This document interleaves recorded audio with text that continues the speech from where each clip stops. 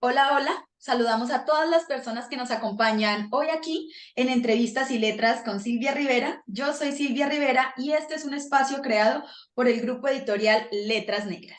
El día de hoy nos encontramos con Ismael y con Yasmín. Ellos son autores de esta antología de cuentos que se llama La Noche del Cuervo, que es el segundo libro de un grupo de 3 libros que están dedicados a el terror latinoamericano. Entonces, el día de hoy vamos a hablar de esta colección de cuentos que está un poco combinada entre autores colombianos, en este caso yo, y autores mexicanos que conforman esta antología. Entonces, Ismael y Jazmín, bienvenidos. El espacio es todo de ustedes. Muchísimas gracias. Buenos días a todos y a todas las personas que nos observan allá en sus casitas. Buenos días, tardes o noches, dependiendo de cómo nos estén escuchando, ¿no? Hola, hola a todos. Soy Jazmín. Buenos días también. Saludo a todos. Bueno, hola, hola, yo soy Silvia, saludos a todos también.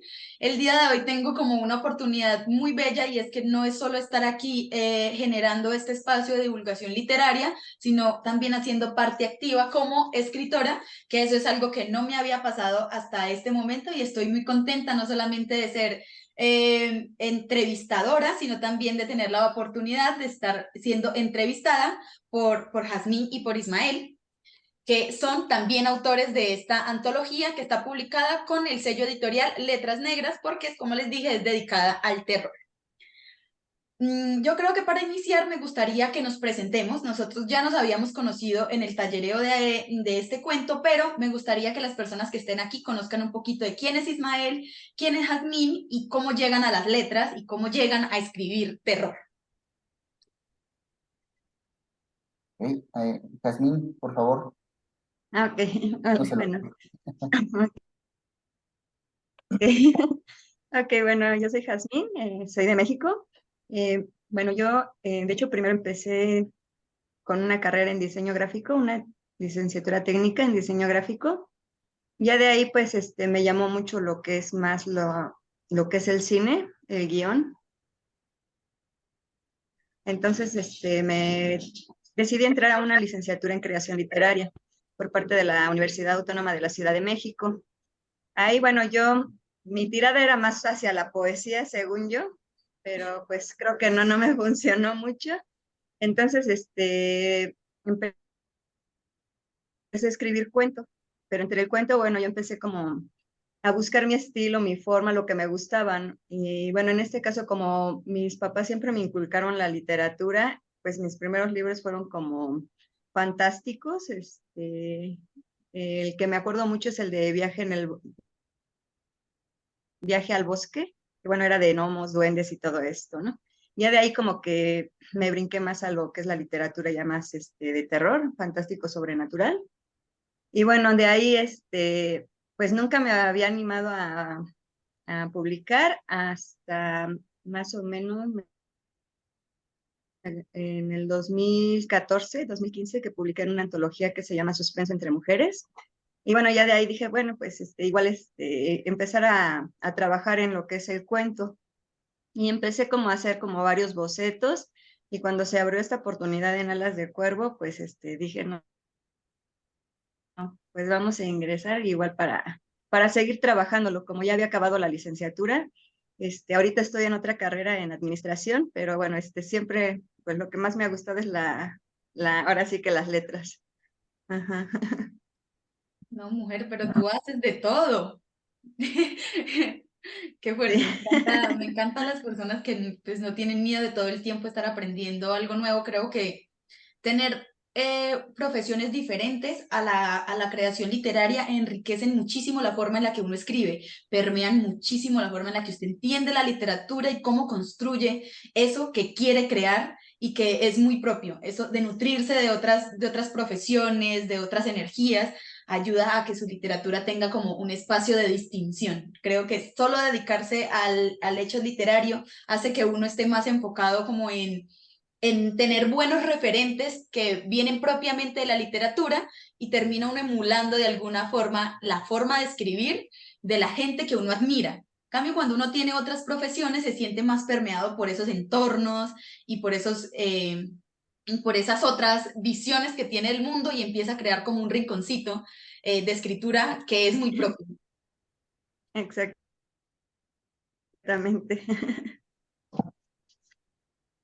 Ismael.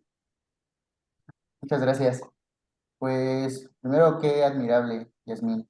Coincido con que es increíble las personas que no tienen miedo de dedicarse a distintas cosas, probar nuevos horizontes. La verdad es que a veces, bueno, yo opino que a veces el miedo a, precisamente hablando de miedo, el miedo al fracaso o a no seguir aquello que realmente nos llama, pues puede frenarnos demasiado. Bueno, me presento. Yo soy Ismael Salazar, soy ingeniero en electricidad y electrónica, egresado de la UNAM. La verdad es que yo no tenía ninguna relación, vamos a decirlo, profesional con la escritura. Es la primera vez que escribo de manera ya enfocada realmente en publicar algo. Eh, a mí desde pequeño mi familia me inculcó demasiado el hábito de la lectura. Al igual que a Yasmín, y no sé si a la mayoría de las personas que nos ven igual nos podrían compartir por ahí esa experiencia.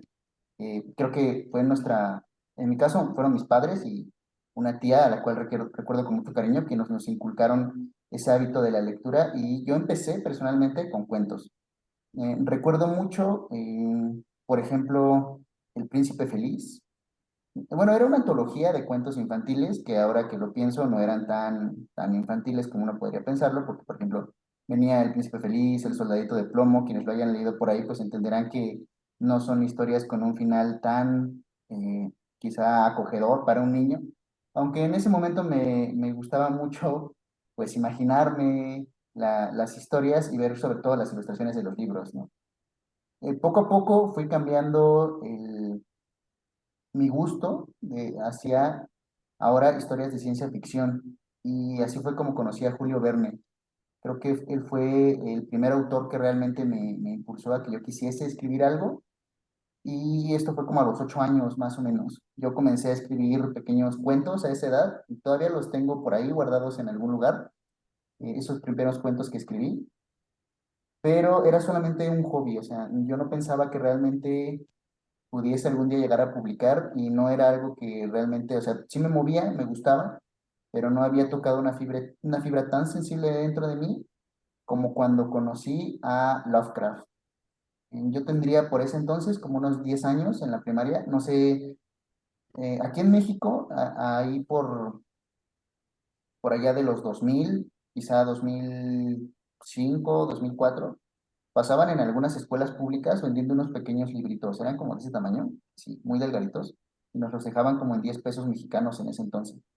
Y eran libritos, pues, de temas muy variados, ¿no? O sea, uno podía encontrarse, recuerdo que en algún momento llegué a ver un libro sobre pociones o sobre cómo ver hadas, y lo más común era así como una recopilación de leyendas mexicanas de terror, donde venían las típicas, La Llorona, El Charro Negro, etcétera, etcétera. Yo estaba muy acostumbrado a leer este tipo de historias, pero un día precisamente entre esos que pasaron a vender este tipo de libros, venía uno que decía recopilación de cuentos de terror. Y la diferencia con las leyendas mexicanas era que ahí venía precisamente Quiroga, venía Lovecraft y Edgar Allan Poe. Yo los leí todos y la verdad que quedé sorprendido, pero el que me impactó así muchísimo en ese entonces fue el de Más allá de los eones de Lovecraft. No sé quiénes hayan tenido el gusto de leer esa historia.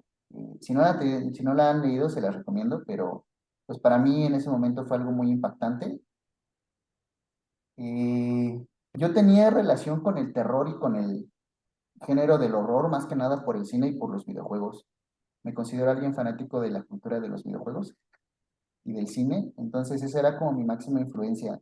Pero cuando leía Lovecraft, y bueno, también a Quiroga con el almohadón de plumas, yo entendí que se podía generar miedo a través de las letras, pero no solamente era el generar miedo, sino el generar una emoción fuerte, generar desagrado e incomodidad.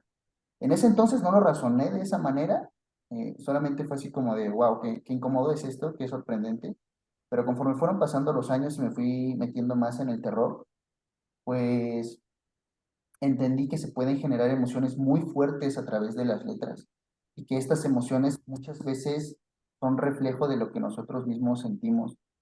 Eh, yo me alejé de la literatura bastantes años, yo creo que desde como los 17 años que entré, que iba saliendo de la preparatoria, porque me enfoqué en mi carrera, en ser ingeniero.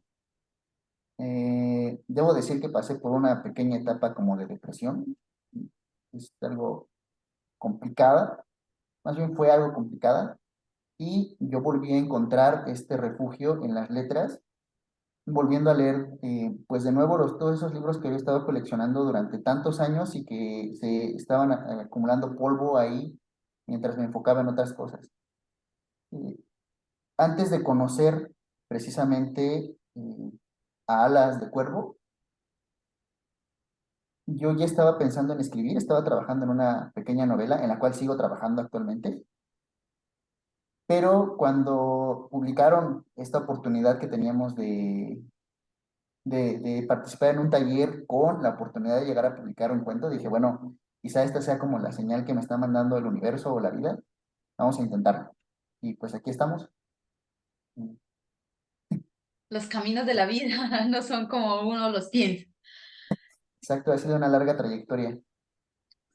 Bueno, no sé, me gusta mucho encontrarme con gente que tuvo desde muy chiquita la posibilidad de tener acceso a la literatura, que su familia lo incentivó a la lectura, porque pienso que han ganado muchísimo camino que otros que llegaron a las letras mucho, mucho más grandes o que tuvieron que generar un gusto propio, ¿cierto?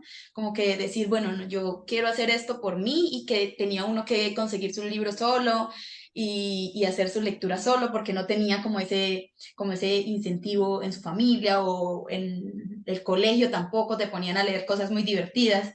A mí me pusieron a leer El Quijote, el Mío Cid, me pusieron a leer textos muy difíciles para uno siendo tan pequeño, entonces uno no entendía nada y le parecía aburridísimo y terminó pensando por mucho tiempo que leer libros era aburrido. Entonces me alegra que tengan experiencias diferentes, ¿cierto?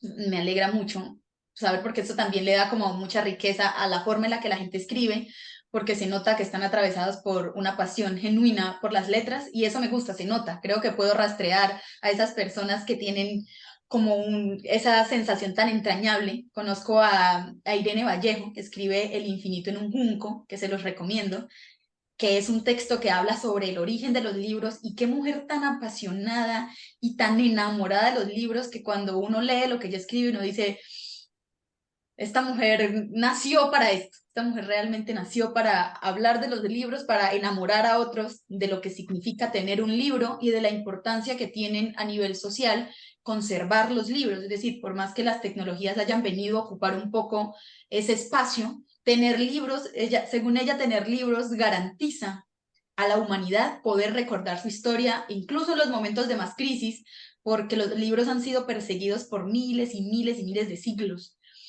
y aún así han sobrevivido hasta el día de hoy. Tenemos la posibilidad de tener nuestras bibliotecas. Entonces es como, es un guerrero que todavía tiene muchísimo que ofrecer, a pesar de que en este momento la gente piense que la tradición de los libros ha muerto. Creo que no es verdad. Creo que hay menos lectores, pero hay mucha gente interesada en seguir escribiendo y en seguir construyendo la historia escrita no solamente en medios digitales, sino de forma física y que se interesa por conservar los libros. Entonces, eso a mí me parece muy bello, como toda esta cultura de los libros. Ya como pasando un poquito me presento, mi nombre es Silvia Rivera, soy una escritora emergente acá en Colombia. Mi primer acercamiento con los libros es de pequeña y no es porque venga de una familia lectora o muy interesada en la literatura, sino porque no sé cómo llegó a mí un ejemplar de cuentos de los hermanos Grimm, no sé si los conozcan, muy chiquito y muy viejito en una edición de bolsillo precaria a no poder más. Y como era una niña del campo, no teníamos televisión, no teníamos luz, no teníamos nada. ese se volvió como mi momento feliz, tener como ese librito. Y me leí todos los cuentos muchas veces y cuando ya me cansé de los mismos cuentos, como que tuve un periodo de narración oral en donde hacía como híbridos entre los diferentes cuentos que habían ahí para contarle a mis hermanitos, porque era de las hermanas mayores. Y creo que ahí nació como esa idea de que a mí me gustaba contar cosas, pero a lo largo de empezar los años me familiaricé mucho con las letras en otro sentido, ¿cierto? Yo soy estudiante de filosofía y letras, entonces escribo texto filosófico, escribo otro tipo de textos y me gusta la literatura, pero no me concebía a mí de ninguna manera como escritora, no entiendo por qué, ¿cierto? Entonces a veces las cosas son evidentes, estás muy encariñado con la literatura, llevas mucho tiempo cultivando esto, pero no te has puesto a pensar si realmente estás hecho para escribir aunque escribas, ¿no? Yo empecé escribiendo algo de poesía, no se me da de maravilla, pero la poesía se volvió como mi espacio feliz. Cuando me sentía triste, también pasé por muchas crisis depresivas y en esos momentos más turbios escribía la poesía como forma de exteriorizar esos sentimientos que no podía compartir con otra gente porque me había mudado del pueblo en el que vivía, me había venido para una ciudad, había empezado a estudiar filosofía y la filosofía te pone muchas cuestiones en la cabeza al mismo tiempo. Entonces fue como ese proceso de reconectarme con el hecho de escribir. Y creo que no me había conectado nunca con el género de terror. Y entonces conozco a David Colcrave, que él también es un escritor colombiano. Nos conocemos aquí en Colombia. Y empezamos a frecuentar y a compartirnos un poquito lo que escribíamos. Y entonces me invita a su curso, entonces empiezo a tomar su taller de escritura de terror y empiezo a explorar un poquito más las posibilidades que da escribir terror y nos propone la idea de hacerlo desde lo autóctono de sus tierras, desde los mitos, desde las leyendas, desde esos cuentos populares que abundan. Y por ejemplo aquí en Colombia tenemos una tradición oral en historias, en mitos y leyendas muy variada y me di cuenta que a partir de ahí se podría hacer como una interpretación muy chévere y que no había que sentirse mal con ese deseo interno de asesinar, de destruir, de ver todo dañado y podrido, que a veces pasaba que cuando escribía ese tipo de textos me sentía culpable. Era como, uy, qué turbia, ¿cierto? Que mi interior está como dañadito y me daba miedo acercarme al hecho de que me gustaba explorar un poco como lo turbio, mis textos iban así, pero yo no lo interpretaba como que eso fuera terror, sino como que en algún día me dio ganas de escribir un cuento en donde todo el mundo moría de forma fea porque me sentí bien haciendo una historia que consideré macabra. Y conocer a David me ayuda precisamente como a entender que eso también es un género y que es un género en el que mucha gente está escribiendo cosas muy variadas y que es muy chévere. Y ahí como que rompí con ese miedo de sentir culpa, de decir, ¿por qué? Porque hay ese en el fondo de todos como ese deseo por lo feo, por lo destruido, por lo turbio que nos atraviesa. Entonces ahí inicia ya como un poquito más este camino. No escribo propiamente terror, me intereso mucho por el terror latinoamericano y sobre todo por el terror que escriben las mujeres porque me conecta mucho más los problemas que expresan a través del terror, ¿cierto? Siento que hay denuncia, siento que hay preocupación y ahorita estoy muy enfocada en la lectura de otros escritores latinoamericanos y escritoras latinoamericanas que escriben terror, pero en este punto desde el análisis de la forma en la que deciden expresar esas cosas del mundo que consideramos turbias. Y eso me trae hasta este momento, después de la publicación de este texto, y aquí estamos, teniendo una conversación precisamente sobre terror.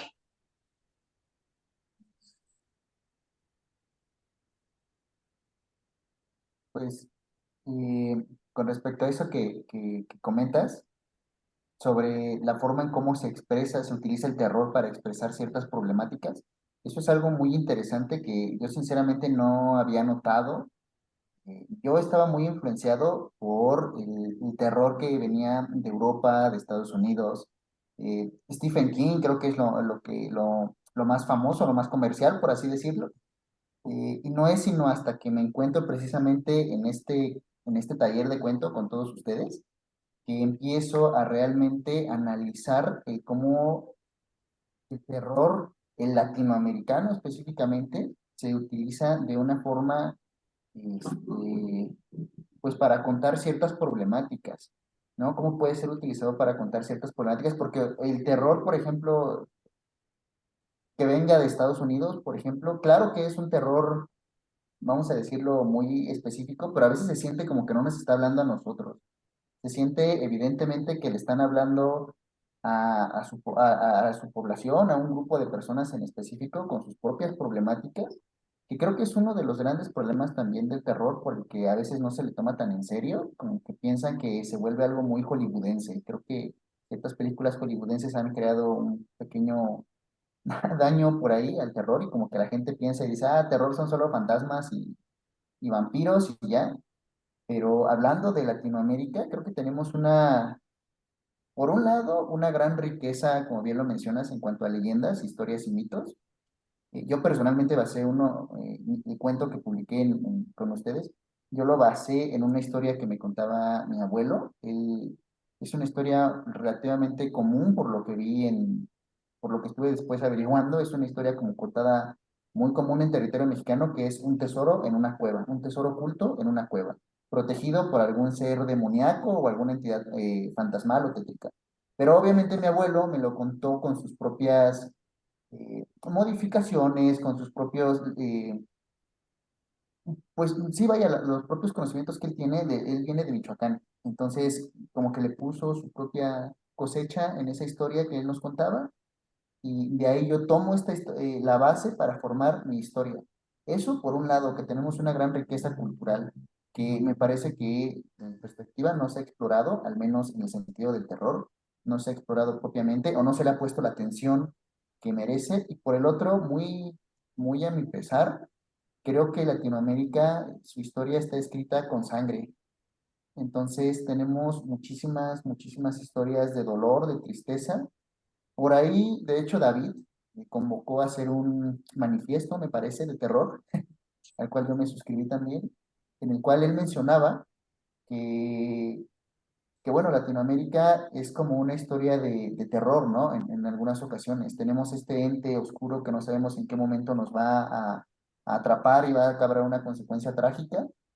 Eh, Y por un lado es triste que tengamos esta historia, pero por el otro es interesante cómo podemos utilizar el terror precisamente para expresar este dolor que sentimos los latinoamericanos, estas dificultades que tenemos. Por ejemplo, bien mencionas esta problemática que hay con la mujer, eh, que me parece que sistemáticamente ha sido ignorada y muy lamentable, y cómo muchos autores están precisamente utilizando estas problemáticas y lo utilizan no solamente a través del terror, pero bueno, en este caso que yo estoy hablando del terror porque es como más el círculo en el que me muevo, pero cómo lo utilizan precisamente para contar estas historias que no siempre le están prestando atención.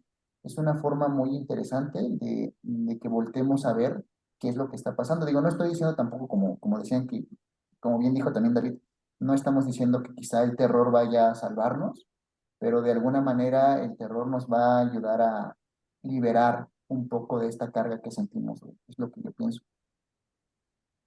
Es como convertir eso que las noticias han vuelto propaganda amarillista en una forma real de expresar las vivencias latinoamericanas.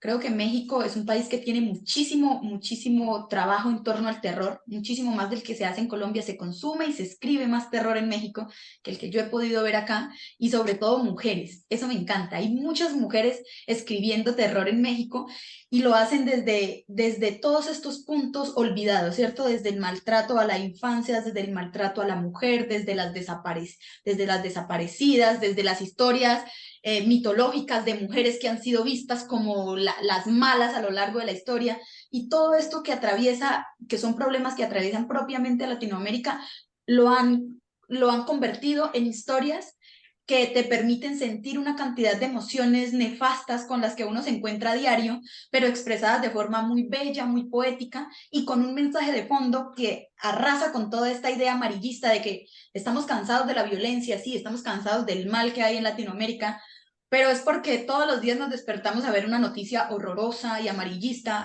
que no lleva nada. Eso es como reivindicar todo el mal que hay aquí y convertirlo en un género que yo creo que puede ser potencia absolutamente desde Latinoamérica, porque no se ha contado el terror como se está haciendo desde acá. Eso es algo para mí que es novedoso. Sí, justamente, bueno, yo pienso igual, sobre todo lo que vienen diciendo, ¿no? O sea, el terror lo vamos agarrando desde los procesos históricos que vamos viviendo, ¿no? Un claro ejemplo, ¿no? Los zombies. Anteriormente, bueno, un zombie se convertía porque, bueno, se convocaba algún demonio, algún hechizo, algo así, y bueno, eran los muertos vivientes, ¿no?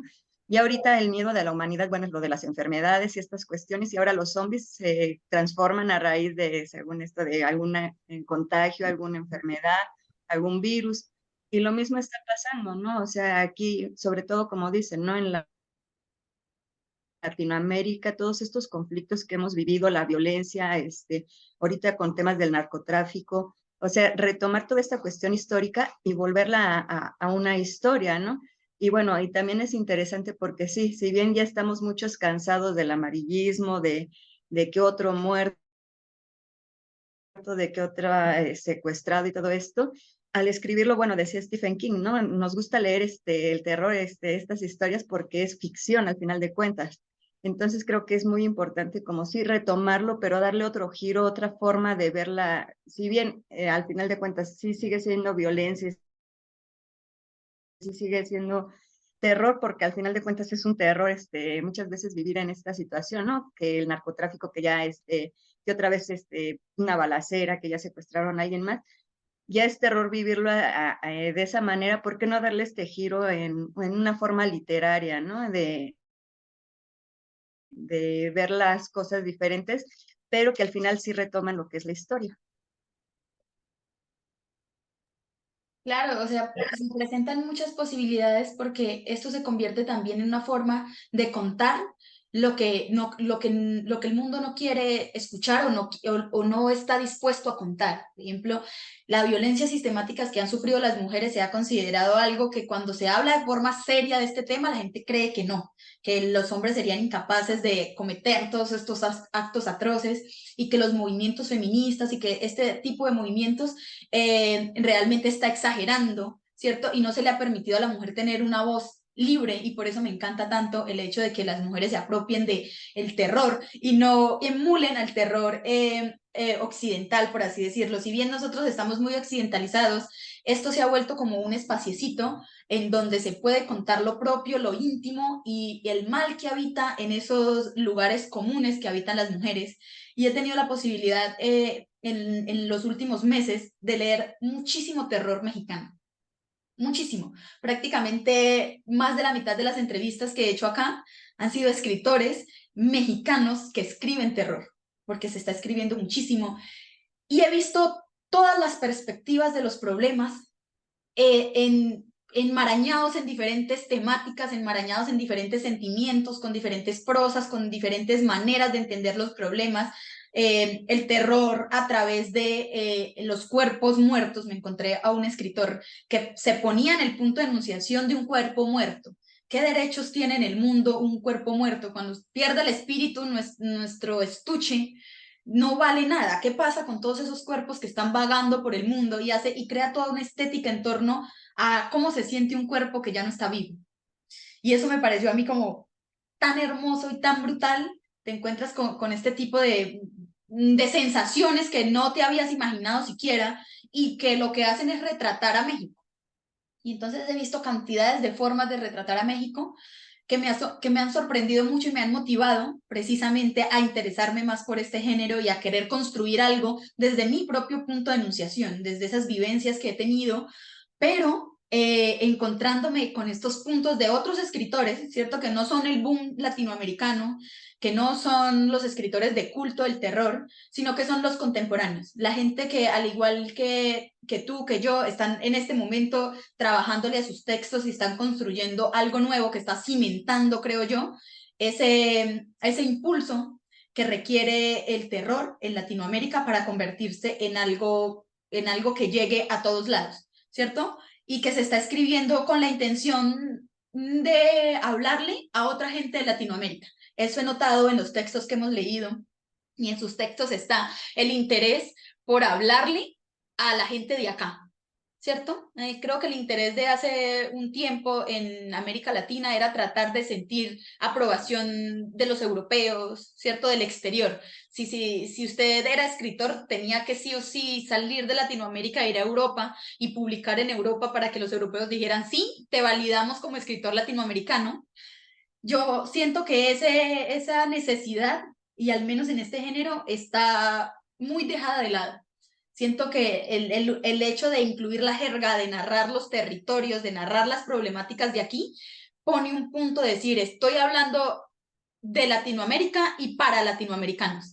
Y eso me encanta porque me ha llegado a mí al corazón y he dicho, definitivamente aquí, de aquí soy, aquí me quedo y a leer latinoamericanos como si no hubiera un mañana. Eso es lo que he estado haciendo yo en los últimos meses.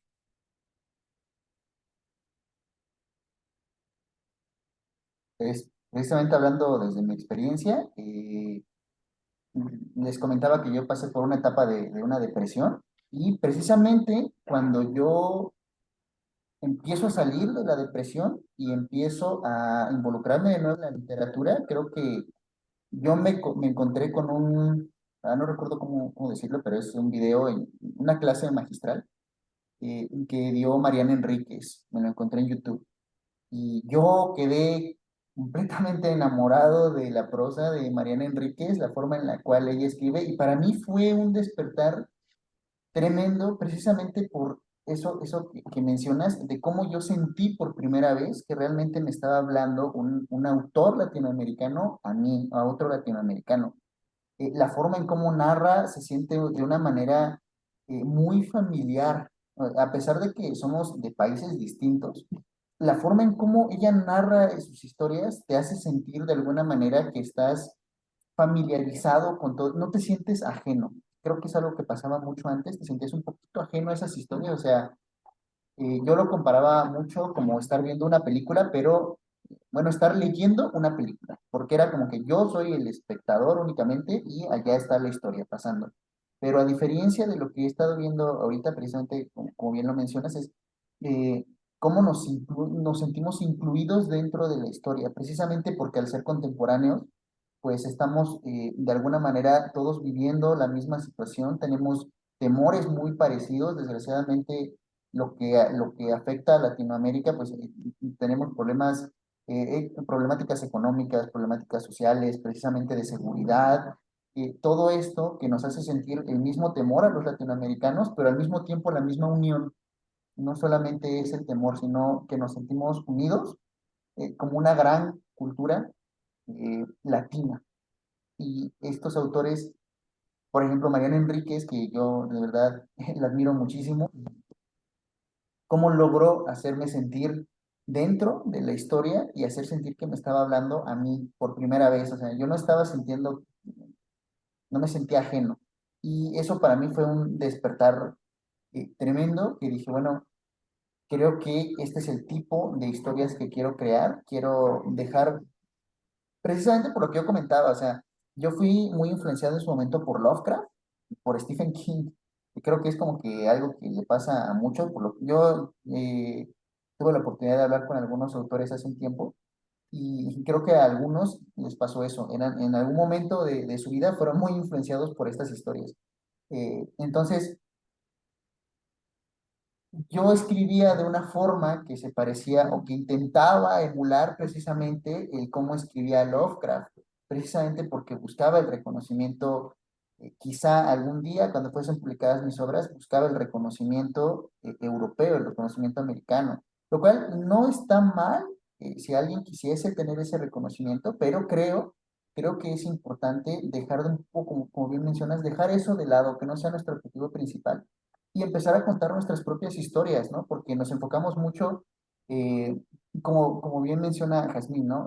Por ejemplo, los zombies, que se han vuelto una cuestión muy americana, por ejemplo, el zombie que se vuelve zombie pues por un virus, ¿no? De una farmacéutica malvada. Pero aquí en América Latina también teníamos nuestras propias historias de no muertos que son muy ricas, y por qué no volver a tomar estas historias que ya teníamos y empezar a escribir sobre esto. Por ejemplo, hombres lobos, vampiros, que son historias ya se han contado muchísimas veces. No estoy diciendo que no haya más material o más historias que contar, yo creo que historias nunca nos vamos a quedar sin historias para contar, pero ¿por qué no empezar a buscar entre nuestros propios mitos también, que son muy, muy interesantes? Cuando uno se pone, por ejemplo, a buscar eh, pues historias por ejemplo, seres parecidos a los hombres lobo que tanto llaman la atención, pues aquí en México lo más común son los nahuales, ¿no? El nahualismo en México.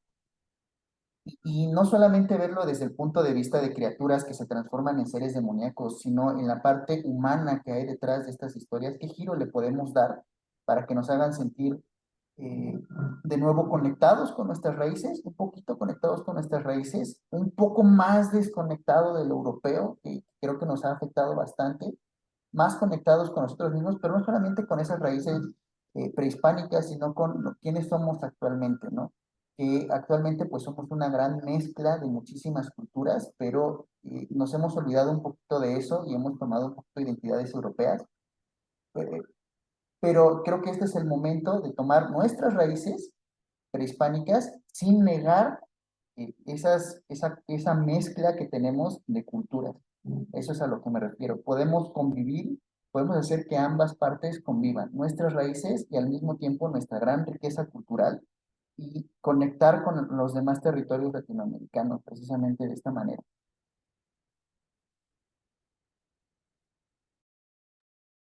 Que ahorita que mencionan los zombies, voy a aprovechar yo un momento, 5 segundos ya, Yasmín, para recomendarles El Norte 2000 Z, que es una historia de zombies ambientada en Perú, ¿cierto? De una escritora peruana que se llama Leisa Yáñez, y precisamente toma toda la estética de los zombies, pero estos se convierten a través de, es decir, la naturaleza decide que ya está harta de los humanos y que todo el mundo se va a empezar a infectar y no hay una cura, no se encuentra una cura, y se llama Norte 2000 Z, y nos hace un recorrido por todo el Perú, atravesado por este sentimiento de estar siendo perseguido por zombies, y divide la nación en muchos pueblos diferentes que empiezan a retomar las lenguas originarias como manera de comunicarse en las sierras, ¿cierto? En los Andes, y surge todo un mundo a partir de eso en donde tú puedes conocer a Perú en una historia de zombies. Yo la leí, me encantó, me quedé muy emocionada y dije, ¿ves? Hasta un concepto tan lejano como puede ser los zombies, porque decía, casi, o sea, a Latinoamérica nunca le pasa el apocalipsis zombie. Los zombies pertenecen a los gringos, en este momento a los asiáticos, porque he visto muchas películas de zombies asiáticas, a otros lados. Acá no pasaba nada de zombies, y entonces es emocionante encontrarse personas que están haciendo como esta hibridación entre cultura latinoamericana, conocimientos ancestrales y un mundo posapocalíptico en donde hay zombies. Entonces, ahí les dejo la recomendación para los que están viendo este video también, para que se animen a leer una historia de zombies ambientada en América Latina. Jazmín, el espacio es tuyo. Sí, bueno, es que estoy teniendo un poco de problemas con la conexión, pero bueno, sí, justamente lo que mencionaban ustedes, al final de cuentas, bueno, en México y bueno, Latinoamérica, tenemos ahora sí un poco de muchas culturas, ¿no? Y sobre todo en el terror, pues sí, estamos muy occidentalizados. Pero bueno, al final de cuentas yo creo que también es importante sí retomar algunas cosas de esta cultura, porque al final de cuentas siempre hacemos uso, ¿no? En mi caso yo me casé, bueno, me enamoró de lo que es el romanticismo, algunas cuestiones que maneja, ¿no? En el terror, que creo que todavía son funcionales, pero sí también es muy cierto que nosotros, sobre todo como latinoamericanos, como mexicanos, colombianos, tenemos que retomar también nuestras raíces, nuestros pueblos. Yo ahorita estoy retomando a Tario, por ejemplo, estoy leyendo a Guadalupe Nettel, El huésped, y creo que también tienen como otras propuestas, ¿no? O sea, otra forma de ver el terror, que no nada más es con seres sobrenaturales, que son vampiros, que son los hombres lobo que mencionan, ¿no? Sino, por ejemplo, en el caso de Tario, ¿no? De hacer de cualquier cosa, animarlo y hacer una historia, ¿no? Una de las historias que me gustó mucho de él es La Noche del Féretro, de cómo narra, que piensas desde el principio que es una persona la que está hablando, una persona viva, pero no, es alguien que ya murió y que se está quejando, ¿no? Entonces, como que todo esto a mí me gusta mucho. Y sí, también como para salirnos un poco de lo que mencionábamos, ¿no? De lo que lo que estamos viviendo en Latinoamérica, que bueno, que aparte, bueno, que desde la violencia y todo esto, ¿por qué no salirnos de esta parte y darle otra vuelta? O incluso también lo que maneja esta Guadalupe Nettel, ¿no? En el huésped, de que al final de cuentas el huésped pues es ya no sabe si es un ser que vive en ella o es como que tiene algún problema en la cabeza y es su otro yo. Entonces también podemos buscar otras formas de crear pues sí, escribir terror y también salir un poco de esta cotidianidad que estamos viviendo.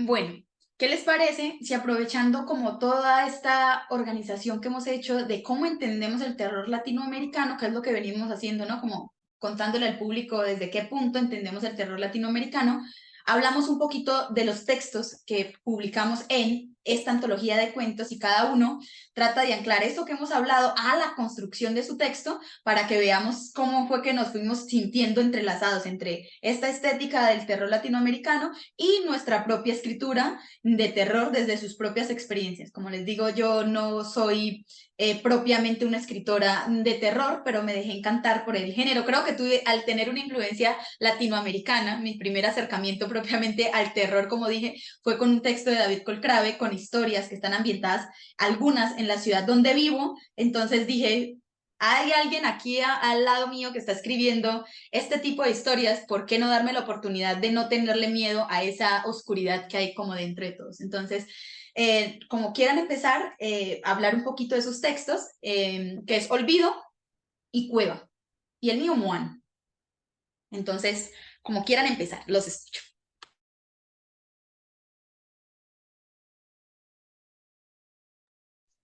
Ok, bueno, si quieren empiezo.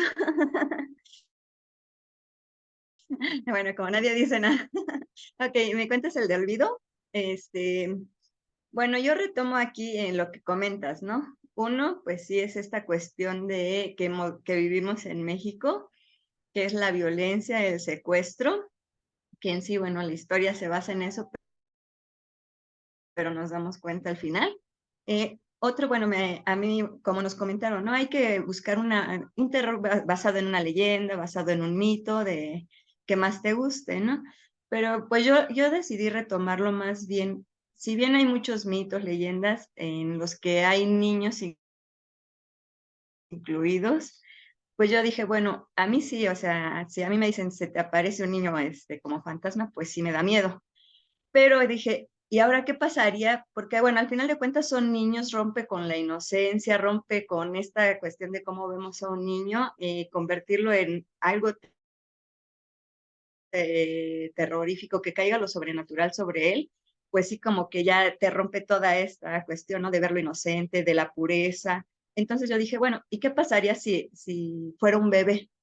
Porque de por sí, bueno, si un niño ya nos causa terror, un bebé pues te causa como más incertidumbre porque dices, bueno, es que es un bebé, todavía necesita, los bebés todavía dependen de la mamá o del papá, de la familia para sobrevivir, pero ¿qué pasa si ya el bebé, pues es un ser, malvado, ¿no? O sea, ya cómo lo podemos tomar, yo cómo lo tomaría. Y fue de ahí de donde nació la idea de que, bueno, el elemento sobrenatural al principio del cuento, pues, es el bebé, ¿no? Que tiene esta chica. Entonces yo de ahí fue donde dije, no, quiero como desarrollar más esta idea y ya de ahí como ir retomando, bueno, ir uniendo esta ideas de lo que te menciono, ¿no? Retomar lo que es el secuestro y todo esto que vivió la chica. Entonces, muchos me dijeron, es que pensamos que era de vampiros o algo así, porque al principio, pues sí, cuando se encuentra con el personaje, el hombre que le hizo daño, pues sí, la descripción, por lo mismo de que está como en un bucle al ser un final redondo, circular, y que se está repitiendo la idea, pues sí, ya cuando se encuentra nuevamente con el hombre y que lo ve, pues la descripción igual sí como que sí se vio un poco de vampiresca, entonces sí, muchos me decían, no, es que es de vampiros, ¿no? Pero no, y al final como que sí busco darle esta idea, ¿no? De que esta persona fue el que secuestró a la chica y la mantuvo cautiva y que era un asesino en serie, al final de cuentas. Entonces sí quise retomar todo esto, incluso, ¿no? La violencia que sufren las mujeres en el trabajo, de que, bueno, en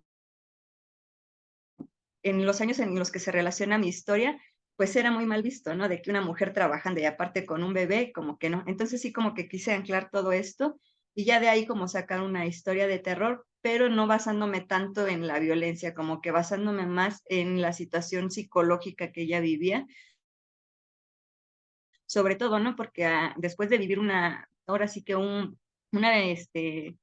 una vivencia violenta y que tuvo un bebé, cómo hacerse cargo de un bebé, y que bueno, ya en este momento ya del cuento, ella ya está muerta, y bueno, el bebé ya lo ve como algo malo, ¿no? Como algo feo, y que al final de cuentas se percata de que al final de cuentas el bebé no era el culpable, sino era este hombre el que le hizo daño. Entonces, como que mezclé todo esto para poder crear lo que es mi cuento. Y además que tuvimos la fortuna de tener una ilustradora que quiso hacer de cada uno de nuestros cuentos una obra de arte. Por acá tenemos Bebé Pesadilla, el Bebé Pesadilla. Justamente, sí. Para los que estuvieran pensando cómo se ve un bebé pesadilla.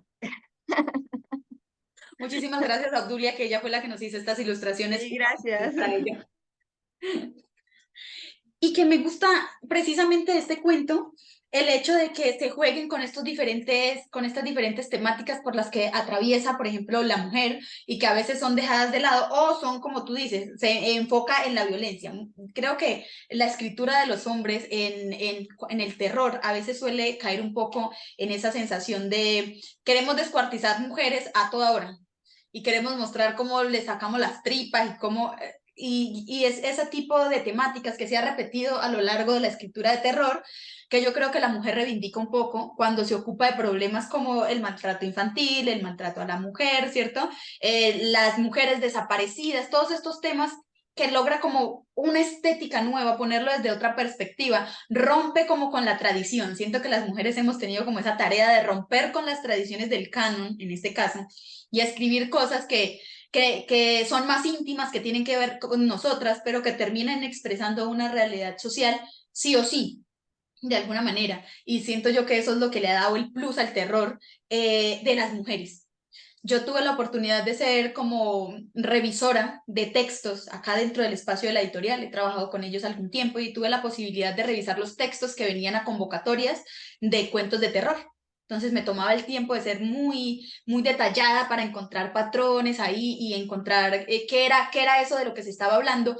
Y me encontré todo un universo en la literatura de las mujeres que se trataba de eso. Se trataba de hablar de los que no tenían voz, de los que no tenían nombre, de lo que había sido dejado en la periferia de la literatura del terror, y empezaban a meterlo poco a poco, y me encantó. Yo desde que tuve la posibilidad de revisar todos estos escritos, me enamoré muchísimo más de la literatura de las mujeres, sin decir que no leo hombres en la literatura. Tuve la posibilidad de estar leyendo a muchos hombres que están escribiendo terror y están haciendo cosas muy geniales también, pero tengo como esa necesidad de estar impulsando constantemente la literatura de las mujeres, porque creo que es lo que hace falta en el ambiente literario, no solamente en el círculo del terror, sino en la literatura en general, es que las mujeres nos comuniquemos entre nosotras para apoyarnos en este proceso de entrar al mundo literario, que es duro, y para nosotras también es difícil porque es un mundo de alguna forma muy gobernado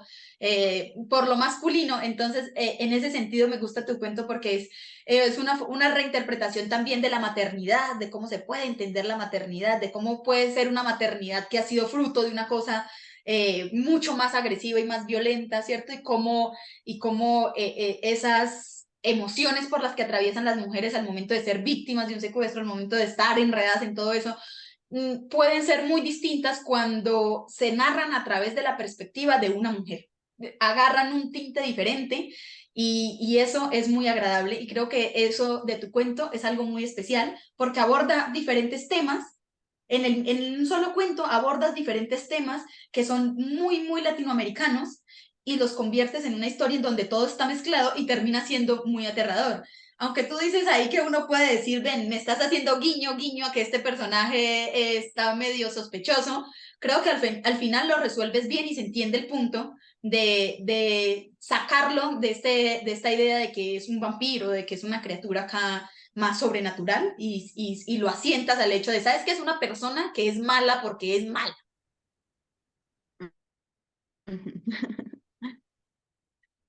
Sí, justamente, y también por eso, precisamente por eso, bueno, fueron por dos motivos que usé lo que es la segunda persona en el cuento. Uno, porque fue un reto para mí, siempre me había costado escribir en segunda persona.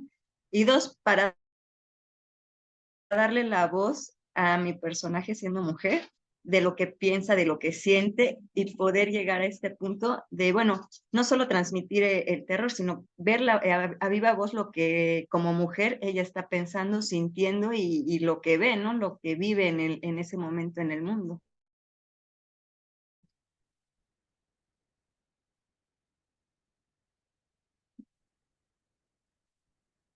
No sé si quieras decir algo, Ismael, o quieras ya empezar a contarnos un poquito más de Cueva, que es tu texto, y que está más bien inspirado acá en las leyendas o en esas historias que le contaban a uno los abuelitos y que pueden ser perturbadoras si te das la posibilidad de crear un universo a partir de ellas. Bueno, primero sí quería ir, bueno, ya dijeron ustedes la parte más importante sobre el cuento de Yasmín. Estoy totalmente de acuerdo con todo lo que dicen. Sinceramente, me cuento entre las personas que pensaban que era un vampiro. O sea, hablando del cuento de Yasmín, yo pensaba que estábamos al principio hablando de un vampiro también. Entonces ya después cuando vi cómo gira el final, cómo cierra el final, ya, ok, entendí a qué se estaba refiriendo y precisamente como mencionan, es interesante, más bien no interesante, es importante que que las mujeres recuperen terreno no solamente en estas áreas, pero hablando de literatura, precisamente como bien mencionan, yo creo que es un área muy, muy apoderada por los hombres, en un sentido muchas veces negativo. Sabemos que a lo largo de la historia las mujeres han sido silenciadas de manera sistemática, los hombres se han apoderado de muchísimas cosas que ha hecho las mujeres, descubrimientos, avances en campos de la ciencia. Yo, precisamente como ingeniero, he tenido la oportunidad ingeniero y fanático de la física, y he tenido la oportunidad de buscar un poquito sobre la historia de grandes avances científicos y cómo la mujer ha sido sistemáticamente oculta o sistemáticamente dejada de lado. En el tema de la literatura, bueno, Latinoamérica pues no se salva de este tema y por eso considero importante que las mujeres recuperen estas áreas. Eh, hace tiempo tuve la oportunidad de platicar con una psicóloga. Bueno, esta chica es psicóloga egresada de la UNAM y ella me comentaba, o analizábamos más bien, cómo las mujeres se vuelven incómodas para la sociedad cuando comienzan a tocar ciertos temas. Es decir, la sociedad se encarga de poner a la mujer en ciertas posiciones, en ciertos lugares, y es como de tú, quédate aquí. Muchas veces, inclusive, en el tema de la violencia, la sociedad las encasilla de cierta manera. Pero ¿qué pasa cuando las mujeres empiezan a levantar la voz, no solamente en marchas, no solamente en movimientos, sino también una voz pasiva? Bueno, no pasiva, sino una voz un poco más pasiva, por ejemplo, en la literatura. Eh, ¿Qué pasa cuando las mujeres empiezan a levantar la voz de esta manera y empiezan a mostrar su perspectiva que tienen de los hechos y empiezan a dar su opinión? Se empiezan a volver incómodas para la sociedad. Y entonces, ¿cómo empieza a contestar la sociedad? Pues empieza a veces a demeritar muchísimo estas historias, muchísimo estas opiniones, y a veces se lo toman a burla o se lo toman como, desgraciadamente, como bueno, sí, es una historia ajena a nosotros. Eh, por eso yo considero importante que estas historias se retomen, que se cuenten desde la perspectiva de la mujer. Como bien mencionaron, se tiende a pensar o se tiende a realizar los hombres, cuando escriben o crean historias, tienden a encasillar a las mujeres en ciertos estereotipos, ¿sí? Por ejemplo, tenemos el estereotipo de la femme fatale, ¿no? Una mujer sensual, que es peligrosa para los hombres por su sensualidad, que la sensualidad es su máxima arma, ¿no? Personajes como esos a lo largo de la cultura tenemos muchísimos, ¿no? En la cultura popular ahorita hay alguien un personaje que quienes nos estén viendo yo creo que van a reconocer fácilmente, pues tenemos a Black Widow, ¿no? De los Vengadores, una femme fatal en toda la extensión de la palabra. Pero, ¿qué pasa cuando, por ejemplo, Scarlett Johansson da su opinión acerca de cómo se sintió al estar encasillada en este personaje, ¿no? Se empieza a volver incómoda para la sociedad y la sociedad empieza a decir, bueno, si te es tan incómoda, entonces, ¿por qué aceptaste el papel? Bla, bla, bla, bla, bla. Pasa lo mismo con respecto a los estereotipos que tienen, que muchas veces se dan por sentados en la literatura, ¿no?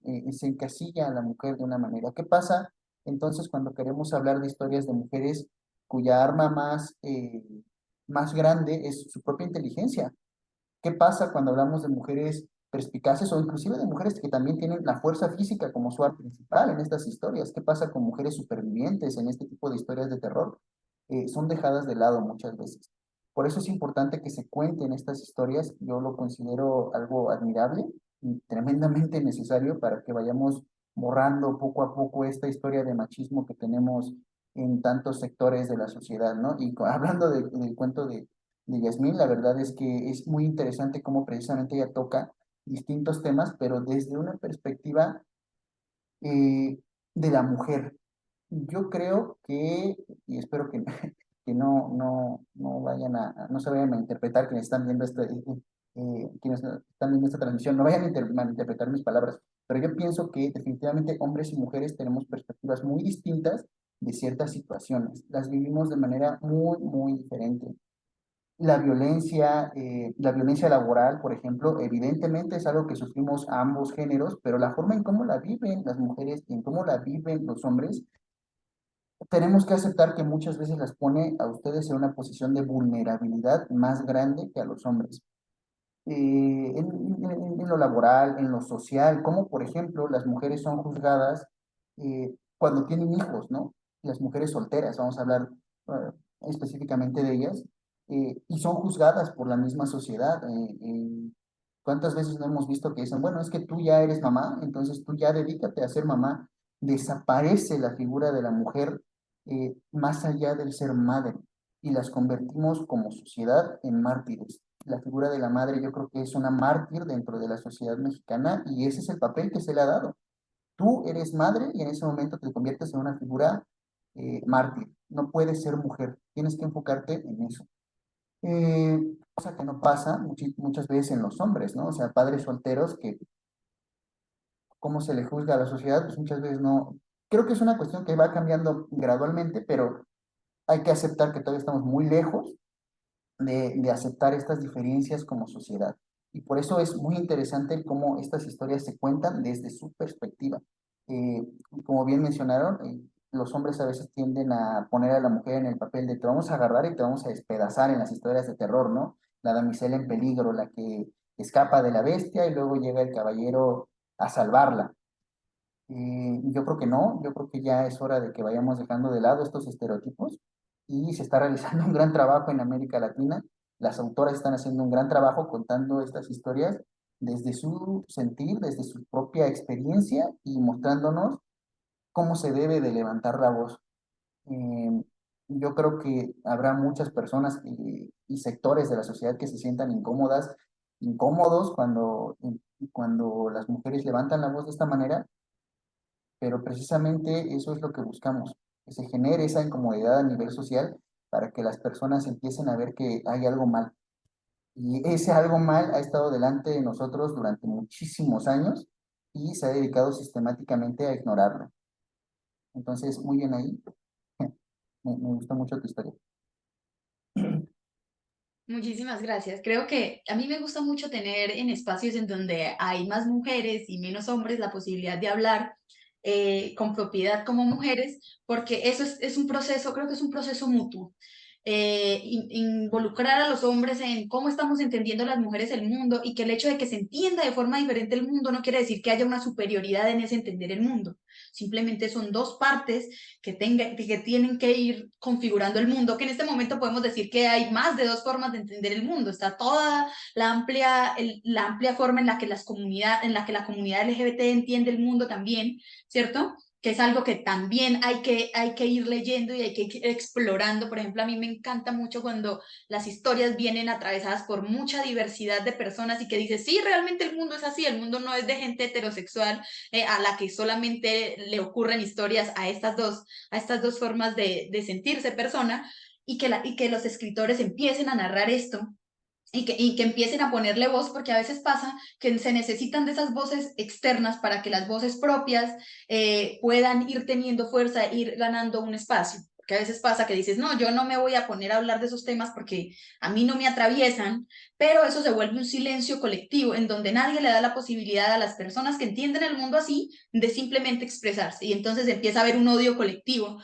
hacia diferentes, no solamente formas de entenderse como personas, sino diferentes etnias, diferentes colores de piel, todo empieza a ser un discurso de odio. Entonces por eso creo que es importante tener la posibilidad de estar en estos espacios y hablar de estos temas, de decir, ¿sabes qué? Hay un problema y la literatura puede ser un buen camino para que expresemos cómo nos sentimos respecto a estos problemas, para que demos el lugar, ¿cierto?, que merece. Me encanta que entre mujeres nos leamos, no solamente las contemporáneas, sino toda la tradición de las mujeres que sí existe. Uno a veces piensa que es muy poquito lo que hay de las mujeres, pero mentiras. Hay montones y montones de escritos de las mujeres, pero pasa que no se reproducen con facilidad, no se traducen tanto como se traduce a los hombres, ¿cierto? No se lee tanto como se lee a los hombres, sino que a lo largo de la historia han estado en un rinconcito, pero sus textos se conservan y la forma en la que entendían el mundo también.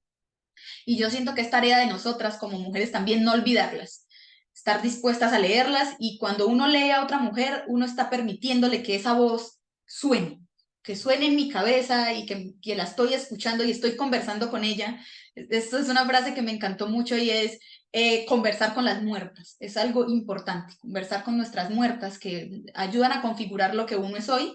Es tarea que tenemos que hacer para poder, no sé, aportarle algo nuevo a lo que estamos haciendo. Entonces yo creo que estos espacios son muy lindos y desde el respeto todo es posible. Pienso yo que no se puede tener este tipo de conversaciones en un espacio que vulnere de alguna forma la opinión que tenemos nosotras, que a veces suele ser controversial para algunos, ¿cierto? Que las mujeres digan, nosotros sufrimos esto y esto y esto y esto, en muchos aspectos para algunos dicen, no, es que es exagerado, y tienden a utilizar este tipo de contraargumentos como para desmeritar lo que uno dice.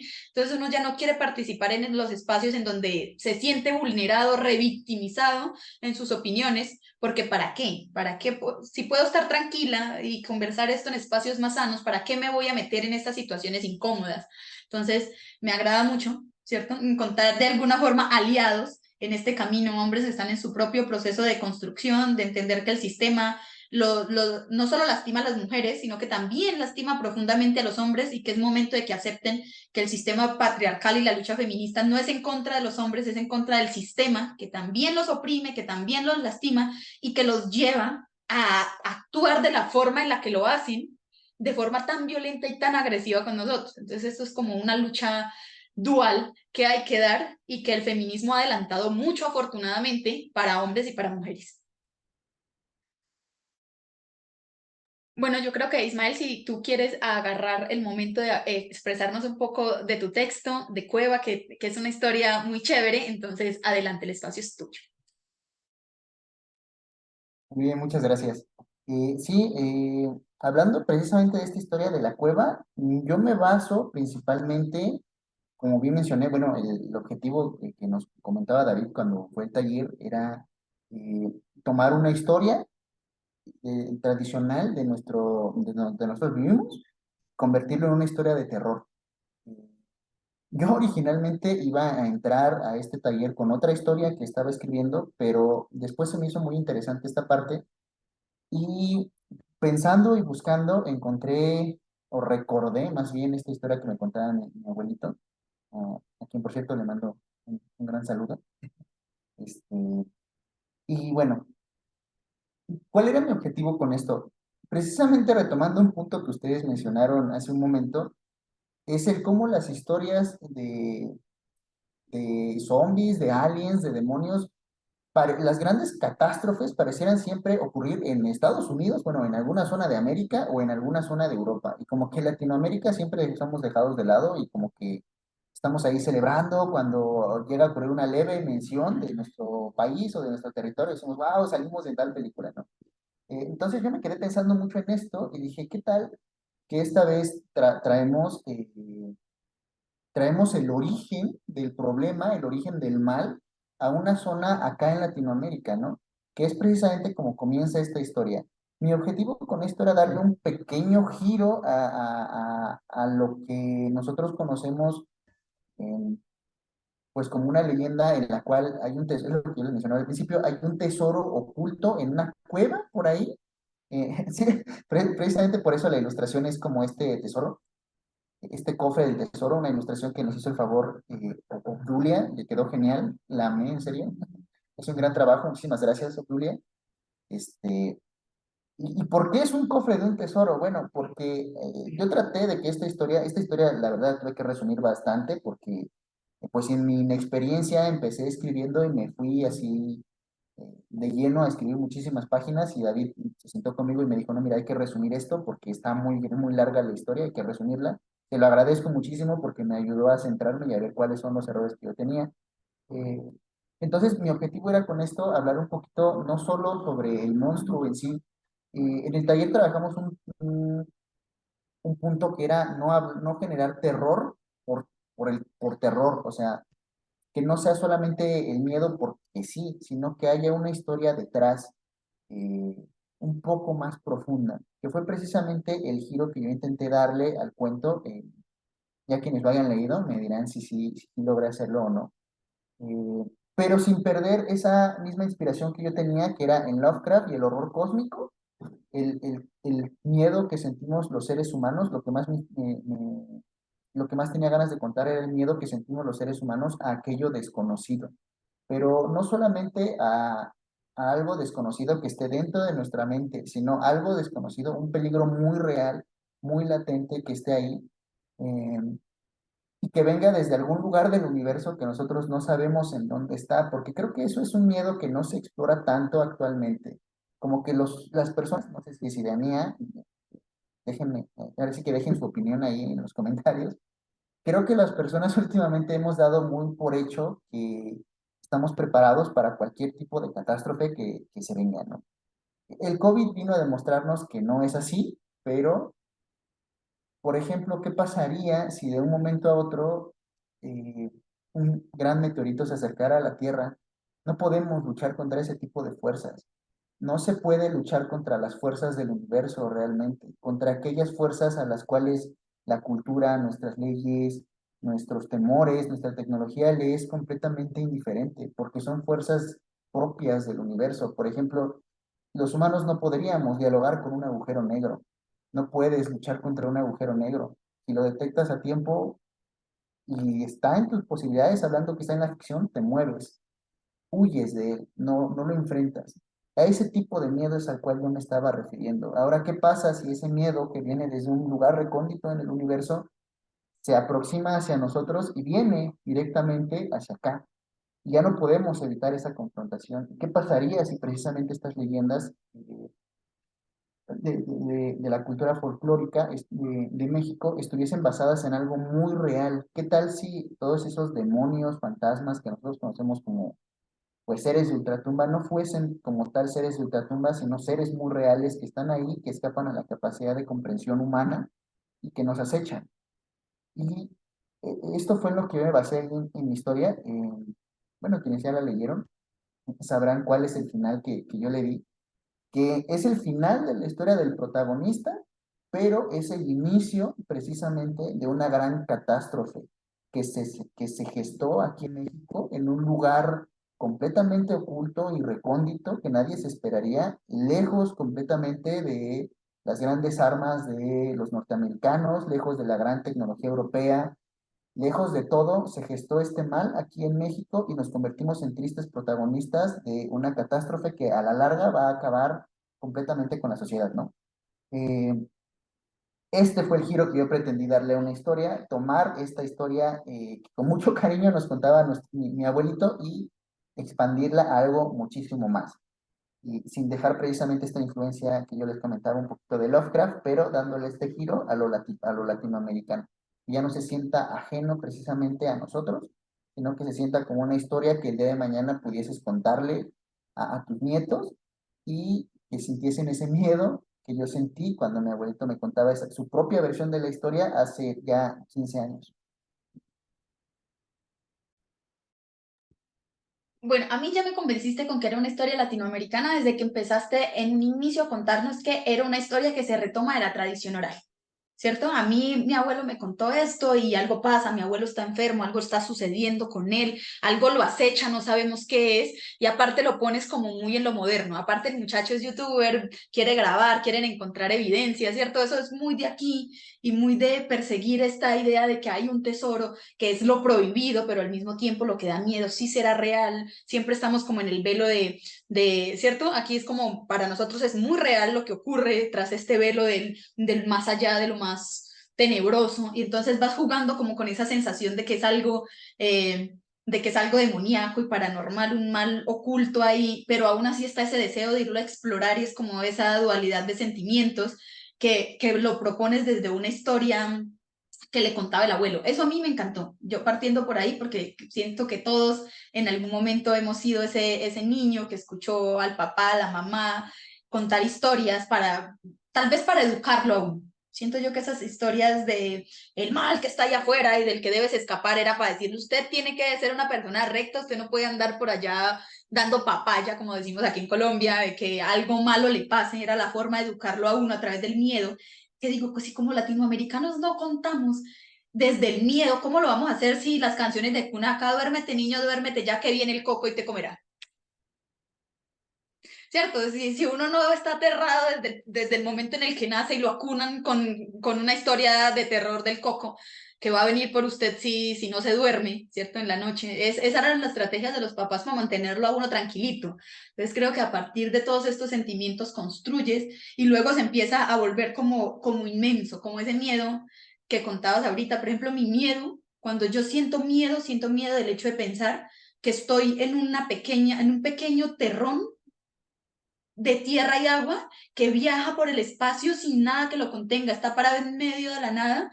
Y cuando tengo esa sensación es como que no tengo la capacidad de hacer nada por mí, soy absolutamente vulnerable ante todo.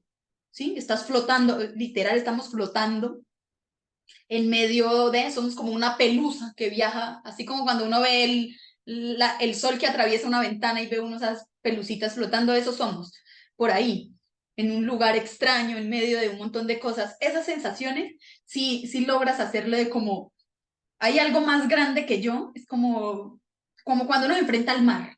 ¿Han visto que usted se enfrenta a la idea del mar y es como un sentimiento de pequeñez absoluta y estoy como soy miserable ante toda esta grandeza? Creo que ese sentimiento lo retratas bien y haces un buen camino entre un inicio que yo diría que nos haría como una historia más pequeña, sí, probablemente pudiste llevarlo, meterlo en la cueva y que lo arrastraran y que todas sus generaciones de ahí en adelante quedaran malditas, al igual que de alguna forma lo estaba su abuelo, podría ser una salida también, pero planteaste una salida diferente y eso también hace que sea interesante porque es explorar. Y pienso que si bien sí hay un poquito de influencia, no la noto tanto. ¿Cierto? No, hay textos que tú lo lees y tú dices, esto está emulando, no sé, a Gabriel García Márquez, está emulando a Cortázar, se nota mucho que este cuento es muy de este tinte. Aquí se difumina por lo que te digo, por lo que empiezas a retomar desde lo muy íntimo y vas al revés, no viene desde lo muy grande hasta lo muy íntimo, que también es una forma de contar, ¿no? Un hecho gigantesco que termina afectando a alguien en la intimidad de su vida, sino que empiezas desde la intimidad de la vida afectada hacia afuera, a recopilar información y a ver cómo hace el panorama completo. Y cuando se da cuenta del panorama completo, pues ya todo está dicho y hay una sentencia de muerte total.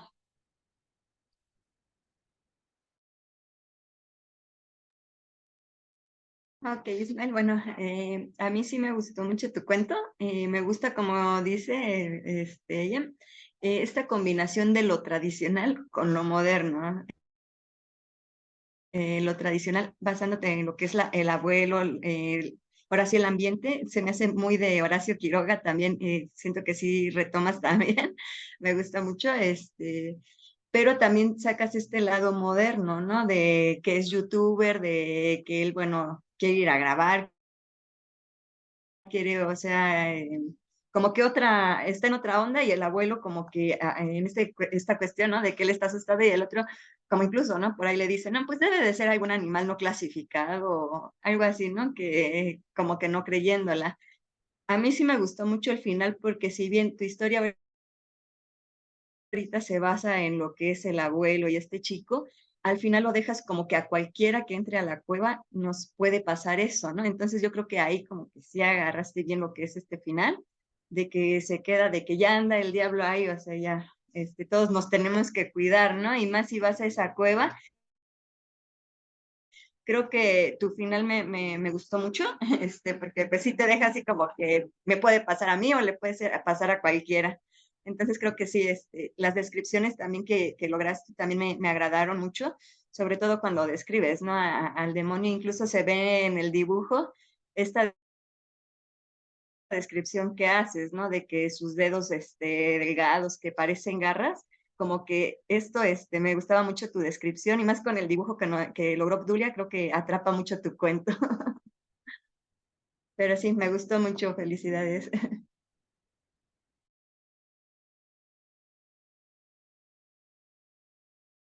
Bueno, pues muchas gracias a las dos y ya ahí como para cerrar acerca de mi historia, precisamente yo les comentaba que yo soy fanático también de la física. De hecho, me gustaría en el futuro están en mis planes estudiar una maestría en física. Eh, Hay un físico y le recomiendo a todas las personas que nos estén viendo, hay un físico bueno, un físico que se llamaba Carl Sagan. No sé si hayan escuchado de él, pero si no, búsquenlo, fue un gran difusor de la física. Y él tiene un discurso que se llama ese pequeño punto azul, que es acerca de una fotografía que tomó una sonda cuando estaba a punto de salir, bueno, estaba a punto de salir del sistema solar, bueno, no a punto de salir del sistema solar, pero ya se había distanciado bastante de la Tierra, giraron la cámara y tomaron esa fotografía, en la cual un pequeñísimo píxel es nuestro planeta.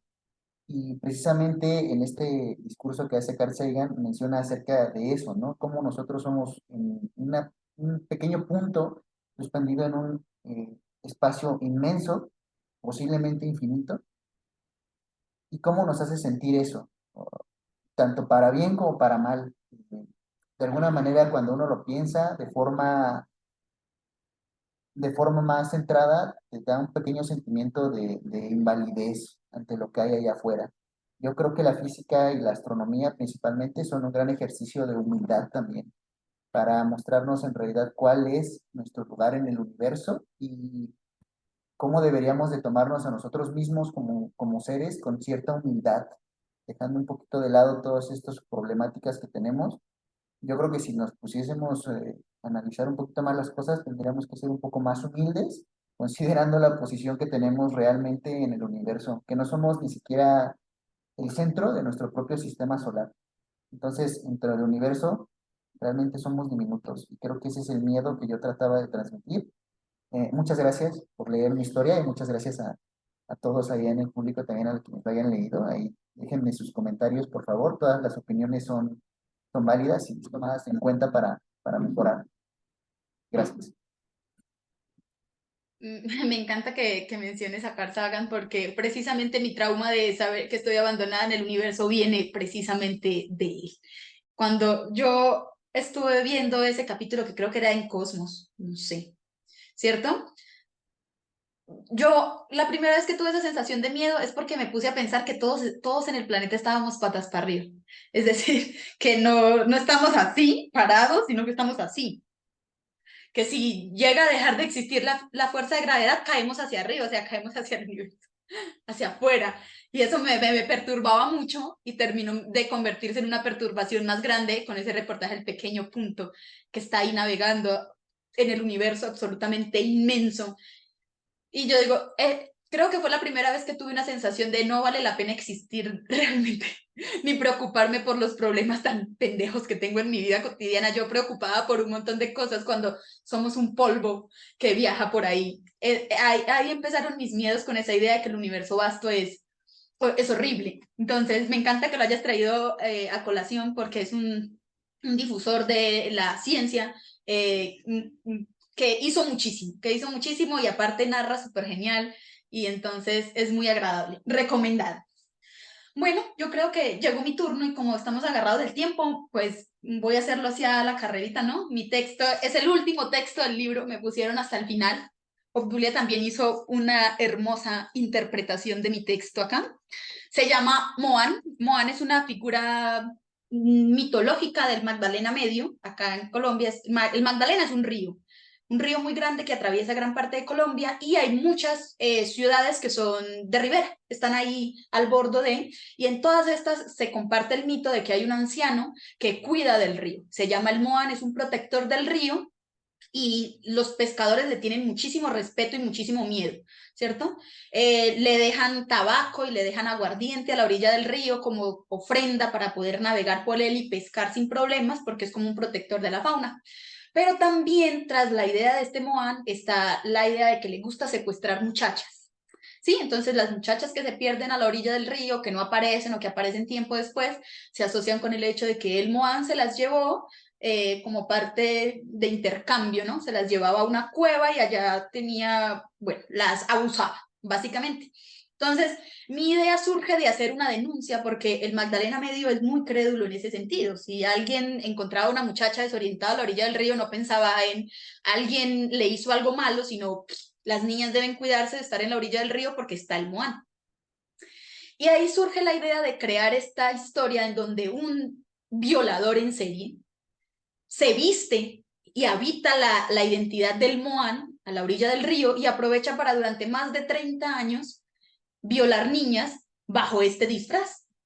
Y la gente está absolutamente segura de que es este personaje mítico el que lleva muchos años abusando de las niñas, hasta que un día se encuentra con una niña que es la personificación como antagónica de lo que es la mujer. Es horrorosa, está deforme, su familia no la ama, tiene la autoestima absolutamente baja, y va un día al río a hacer una lectura y se encuentra con el Moan. Y en algún ritual muy morboso, ¿cierto? Muy sucio, terminan enredados de alguna forma. Ella se hace muchas ilusiones de que él se la va a llevar a su cueva y el viejo decide que, ¿por qué no? ¿Cierto? ¿Por qué no enredarse con esta niña? Y termina en una cosa muy horrible porque ella es muy chiquita, o sea, tiene como 12 años en ese entonces, y el tipo es un señor adulto que sabe las consecuencias de que lo pillen, ¿cierto? Lleva más de 30 años sin ser visto ahí a la orilla del río. Y esto involucra para él una situación de la que no quiere hacerse cargo y decide matar a la niña. Pero al final el asunto es que a mí mis personajes mujeres siempre han sido muy fuertes, muy valientes y al final la niña logra defenderse y darse cuenta que el mito no era más que un hombre que aprovechaba esa identidad para abusar de niñas y que todas las niñas que habían sido abusadas a lo largo del Magdalena Medio se trataba de este personaje. Y ahí termina la historia. Entonces yo lo que retomo es un mito, una problemática que tiene el Magdalena Medio, ¿cierto? Y es que constantemente las niñas son vulneradas y abusadas desde muy pequeñas. Hay una cultura del abuso muy fuerte en la región en la que yo vivo. Mezclo todo esto para hacer una denuncia y además para cobrar venganza de alguna forma por los daños causados a las mujeres. Y entonces toda esa mezcla resulta Moan, que es una combinación así extraña entre tradición, denuncia y mis deseos frustrados por vengarme de todos los hombres malos que están ahí afuera. Y eso termina siendo mi historia y me gustó mucho escribirla porque exploré este asunto, el terror no tanto desde lo que da miedo, sino desde lo que da asco, desde lo que incomoda, desde lo que es como, ugh, porque el tipo es horrible, huele feo, está sucio, y la niña además también es muy fea físicamente, ¿cierto? Tiene una deformidad, en su casa la castigan porque su papá cree que ella es producto de un pecado, ¿cierto? Además son muy religiosos y ella es como ese recordatorio de que hicieron algo mal en la vida y la vida se los está cobrando. Entonces la maltratan constantemente y encuentra refugio en el peor lugar del mundo. Y eso pasa mucho. Las niñas terminan yéndose con tipos horribles porque en su casa las tratan mucho peor de lo que los trataría un hombre monstruoso. Entonces juego con ese sentimiento de lo que da asco, de lo que da asco, de lo sexual también, pero desde una parte muy mórbida. Y ese fue como mi apuesta ahí en ese texto. No soy experta en terror, pero estaba muy emocionada de poder hacer parte de y de tallerear. Estuvimos tallereando bastante tiempo, estuvimos hablando de muchas cosas y ese fue el resultado y creo que fue una de las primeras publicaciones mías que salió en un texto. Entonces, además de estar contenta de haber escrito este texto, me llena mucho de orgullo ser, que sea mi primer texto publicado, entonces le guardo cariño también desde ese sentido. Y pues yo creo que más o menos eso fue mi cuenta.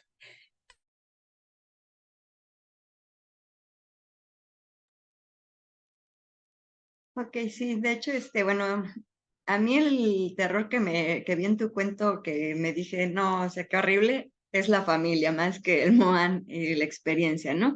Sobre todo esta cuestión de que todavía vivimos, ¿no? Si bien dicen, no, eso ya no es de estos tiempos, pero sí todavía hay personas, incluso me han dicho a mí, ¿no? ¿Cuándo te casas? ¿Cuándo los hijos? ¿Cuándo esto? ¿No? Y como que ya es de que, no, otra vez, ahí van, ¿no? Y más personas, que todavía buscan esto, ¿no? De que, bueno, pues en este caso, ¿no? Salió con esta deformidad, pero ojalá y encuentre a alguien pronto, porque para que se case, alguien la quiera, así como si fuera, no sé, cualquier cosa, ¿no? Y que se la lleven o ya para deshacernos de ella. Como que esta cuestión es la que sí, a mí me pareció como que, más el terror en ese aspecto, ¿no? Pero también me gustó mucho precisamente lo que dices, ¿no? De que pese a las limitaciones que tiene con la familia, limitaciones entre comillas, porque al final de cuentas fue fuerte tu personaje, Gracia, me parece, y bueno, incluso el nombre, ¿no? Que usaste, Gracia, se me hizo un poco la antítesis y un poco irónico, pero también me gustó porque al final de cuentas era fuerte, ¿no? Y ella luchó y pese a que Almohan, bueno, sí se llevaba a las mujeres bueno, y les hacía todo esto, ella se estaba ahogando, estaba en el peor momento, pero salió, ¿no? Salió a flote y yo también como que lo anclé con la familia, ¿no? O sea, de que ella al final de cuentas puede salir a flote, aunque esté viviendo en esta circunstancia de que la familia la maltrata de lo peor, y como una forma metafórica de que ella al final de cuentas, a lo mejor el Moane es la representación de estos hombres, ¿no? Del hombre machista, del hombre violento, y que al final ella pues no cae en eso, ¿no? Sino que sale y busca por sus propios medios salir. Yo también como que ahí le busqué varios sentidos y creo que por eso me gustó tu historia. Y como dices, ¿no? Lo mismo, retomar la voz de las mujeres desde otra perspectiva y creo que lo lograste muy bien y creo que, bueno, es lo que ya a mí me gustó mucho del cuento. Y aunque el Moan sí es el personaje sobrenatural de la historia, se me hicieron más malvados, más terroríficos la familia, pero sí me... Yo estaba lanzándome a la apuesta de hacer varios tipos de malos. Eso era algo ahí, es decir, la familia era mala, el Moan era malo, como que varios malos en una misma historia, porque ella también termina siendo la mala de alguna manera, porque termina convirtiéndose en una asesina. Entonces es como que las circunstancias de la maldad que llegaban de diferentes lados y uno podía sentirse identificado con lo que fuera. Su familia era horrible, el Moan que la atacó era horrible, y ella de alguna manera era el monstruo encarnado en lo feo físico, la familia en lo feo familiar y el monstruo en lo feo medio psicópata. Entonces esa era como mi apuesta. Uno dice, hay mucho que mejorar, pero me alegra que al menos te hayas sentido identificada con esa primera parte a la que le dediqué mucho tiempo, de que su familia realmente resultara ser, que uno dijera, uy, no, que ella podría sobrevivir a lo que sea porque nada podía ser peor de cómo la trataban en su casa. A eso también quería llegar. Muchísimas gracias, me alegra mucho que te haya gustado. Bueno, pues por mi parte, algo que me gusta mucho es precisamente que sí logras transmitir, bueno, muchísimas cosas me gustaron, pero una de las que me gustó fue que sí logras transmitir ese sentimiento de asco e incomodidad. Como, como bien mencionan, el terror no solamente es esa sensación de, yo la llamo esa sensación del bu, ¿no? No es solamente ese miedo de, oh Dios, algo me persigue, sino también esas sensaciones de asco e incomodidad que te llegan a producir ciertas situaciones. Eh, sí, cuando describías al Muan, yo la verdad sí dije, oh, qué desagradable personaje. En muchos aspectos, ¿no? No solamente se siente asco, porque no solamente puedes sentir asco o desagrado por alguien o por algo, solo en el aspecto físico, sino también en sus acciones. Eh, es ese desagrado que sientes, esa aversión que logras sentir hacia este personaje del Muan, de no quererlo cerca ni por una cuestión física, ni tampoco por una cuestión de las acciones que ha cometido durante tanto tiempo, es así como de, lograste transmitir muy bien ese sentimiento. Eh, Algo que se me hace muy interesante es que precisamente el Muan es uno de mis personajes, criaturas mitológicas favoritas. Entonces, cuando leí acerca de qué era ese personaje, dije, me atrapaste desde ahí porque es una de mis criaturas favoritas. Y cuando vi este giro, me dejó pensando muchas cosas. Precisamente una de las que más me afectó fue el cómo la gente se aprovecha de la ignorancia de las personas. Es algo que se da muchísimo aquí todavía en muchas partes de México, cómo se aprovechan de la ignorancia de las personas y hablando específicamente el cómo el aprovecharse de esta ignorancia lleva a abusos hacia niños, niñas y mujeres. Eh, Porque precisamente como la figura del Moan, eh, que es, como tú bien dices, es una historia que se cuenta pues como para eh, justificar de alguna manera, yo creo a veces en la ignorancia ciertas acciones o esconderlas o disfrazarlas. Pero por ejemplo, aquí en México, cómo hay hombres que se aprovechan precisamente de la vulnerabilidad de las niñas, que precisamente vienen de hogares disfuncionales, niñas y niños, en este caso voy a hablar de niñas, cómo se aprovechan de esta disfuncionalidad de sus hogares y les prometen muchísimas cosas. Les prometen que ellos las van a tratar bien, que con ellos van a tener una vida muchísimo mejor. Y estas niñas, su deseo también muy humano de sobrevivir, de escapar de este infierno que viven dentro de sus casas, como como en tu historia. Me refiero como en tu historia porque las familias a veces son muy horribles, muchas familias aquí en Latinoamérica desgraciadamente son muy crueles. Como en el afán de estas niñas de querer escapar de esta realidad tan cruel en la que viven, terminan metiéndose en situaciones muchísimo peores y no hay realmente quien las proteja o quien las defienda, porque ni siquiera hay una guía desde la base de su hogar, ni siquiera hay una guía que les pueda decir, mira, mantente alerta ante estas señales, ¿no? El monstruo está acechando ahí constantemente, aprovechándose de la ignorancia de las personas y muchas veces no solo de la ignorancia, sino de la gente que prefiere voltearse hacia otro lado y decir, yo no vi nada, yo no estoy viendo nada, para mí fue el Moan. O sea, aunque algo dentro de mí me diga que no fue el Moan, yo me volteo y fue el Moan. Pasa lo mismo aquí, ¿no? O sea, ¿cuántas veces no hemos visto, evidentemente, una relación tóxica, una relación de riesgo, no tóxica, una relación de riesgo para una persona y simplemente nos damos la vuelta y es como de, yo no estoy viendo nada. La sociedad lo hace, o sea, y dejamos que nuestros niños sean depredados por estas personas. En ese sentido, sí me generó un impacto muy fuerte tu historia porque me puse a pensar en cuántas veces allá afuera, cuántas historias hay que no hemos podido, que no vamos a saber nunca, que no vamos a conocer, en las cuales todos dicen, fue el monstruo estaba ahí, pero aunque nosotros sabemos que no es un monstruo, sabemos que ese monstruo es alguien muy humano, lo vamos a ignorar y vamos a decir, pues fue el monstruo porque eso nos quita una carga como sociedad. Si fingimos que somos ignorantes ante algo, entonces automáticamente nos sentimos libres de culpa. Y es como de, bueno, yo no pude hacer nada porque ¿cómo quieren que luche contra el Moan? O sea, no puedo luchar contra algo así porque pues está ahí acechando.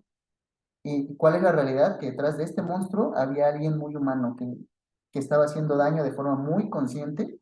Yo creo que otro punto que me pegó mucho fue esto que mencionas, ¿no? O sea, ella es muy joven y él es un adulto, o sea, es una historia de pedofilia y la pedofilia es algo que actualmente está pegando muy fuerte y la gente a veces lo normaliza mucho, ¿no? Desgraciadamente. Y es como de, bueno, pues es que si ya tienes 18 años, pues puedes andar con alguien de 40, pues, ¿por qué? Ya eres mayor de edad. Como si mágicamente al cumplir 18 algo se reconfigurara en nuestra cabeza, ¿no?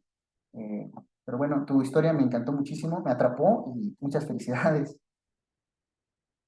Muchísimas gracias. Me alegra que hayan podido ver como todas esas cosas que traté de meter. A veces uno trata de abarcar mucho y no termina de contar todo lo que quiere contar, pero les agradezco.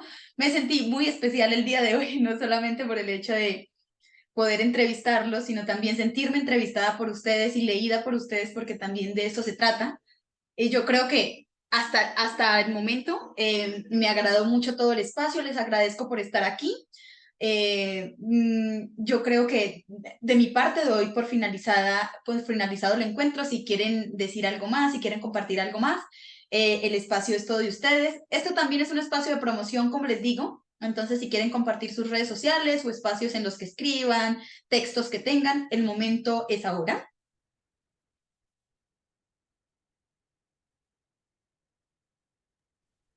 Bueno, yo más que nada, pues más bien invitarlos, ¿no? Invitarlos ahora sí, a escribir, ¿no? Si quieren escribir, si tienen un tema, que pierdan el miedo, escriban de lo que quieran, porque incluso muchos me dicen, es que de vampiros ya, ya no, ya está muy tocado, e incluso, pues no quiero verme como las películas estas de Crepúsculo o estos libros. Y yo les digo, bueno, pues si es lo que te nace, escríbelo. O sea, escribe y pues algo va a salir de ahí, algo bueno. Entonces yo más bien, pues ahora sí, este último mensaje sería eso, ¿no? Hay que seguir escribiendo, ya que pues es importante que como tanto mexicanos, latinoamericanos, se sigan escuchando nuestras voces y sigamos reinventando lo que es el terror y la forma en que vemos nosotros el terror. Entonces, bueno, yo les haría esa invitación y bueno, a que sigan leyendo igual a las nuevas generaciones que van saliendo con este tipo de lecturas.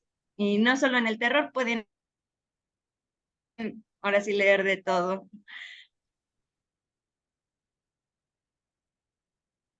Bueno, yo aprovecho, a mí me pueden seguir en redes sociales, en Instagram como Silvia98Rivera. Por ahí yo hago contenido de literatura, me gusta leer cuento colombiano, estoy creando una sesión de lectura de cuento latinoamericano en donde estoy incluyendo todo a los escritores que están acá en el grupo editorial Letras Negras.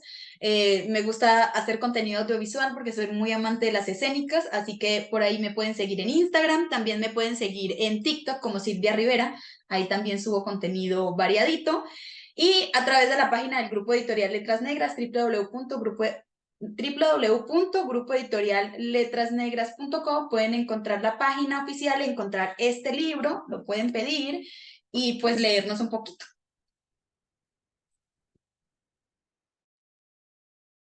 Bueno, pues de mi parte, en primer lugar agradecerles a todos los que nos están viendo en este momento. También agradecerles por tomarse el tiempo de leer mi historia. Me siento honrado de verdad de que algo que yo creé, ustedes lo puedan apreciar. Muchísimas gracias. Yo no tengo redes sociales porque apenas estoy, bueno, redes sociales enfocándome a esta parte porque apenas estoy como tal metiéndome, es mi primer cuento, es mi primera publicación, entonces apenas estoy tratando de construir algo alrededor de esto, pero yo quiero también invitarlos a todos ustedes que nos están viendo a que también hagan si su deseo es escribir, háganlo, porque este es el momento, nadie más va a poder contar esa historia que ustedes están pensando de la forma en cómo ustedes la están pensando. Así, seamos dos personas, queramos escribir una historia de vampiros, retomando tu historia, Yasmín, una historia de vampiros ambientada en la Ciudad de México, solamente ustedes van a poder contarla a su manera. Y yo creo que Latinoamérica en este momento necesita de esos escritores, necesitamos que esas personas empecemos a levantar la voz, no solamente en el género de terror, en cualquiera, si ustedes quieren escribir fantasía, poesía, romance, lo que ustedes quieran escribir, háganlo de verdad. Para mí fue una experiencia hermosa. Quiero agradecer a Alas de Cuervo también por la oportunidad de publicar un cuento, por los conocimientos que me han transmitido, que me han ayudado a avanzar muchísimo. La verdad, ese taller fue para mí fue un antes y un después en la forma en cómo escribía. Pues quiero agradecerles muchísimo por eso, también invitarlos a que compren el libro. Y no solamente ese, sino también las demás colecciones, que le den la oportunidad a otros autores emergentes. Léanlos, de verdad, no se vayan con la idea de que porque son emergentes o son primerizos van a leer algo que no tiene calidad. Al contrario, démosle la oportunidad a esos escritores que apenas vienen de abajo de poder crecer y de poder contarnos sus historias, porque yo creo que ahí es donde radican esas grandes historias que el día de mañana vamos a decir, wow, qué historia tan increíble. Entonces, háganlo, dense la oportunidad de escribir, pero también denle a otros la oportunidad de ser leídos. Muchas gracias. Muchísimas gracias a todas las personas que nos acompañaron hoy aquí en Entrevistas y Letras. No olviden que este es un espacio creado por el grupo editorial Letras Negras y como último que bendita sea la literatura. ¡Hasta pronto! Bye.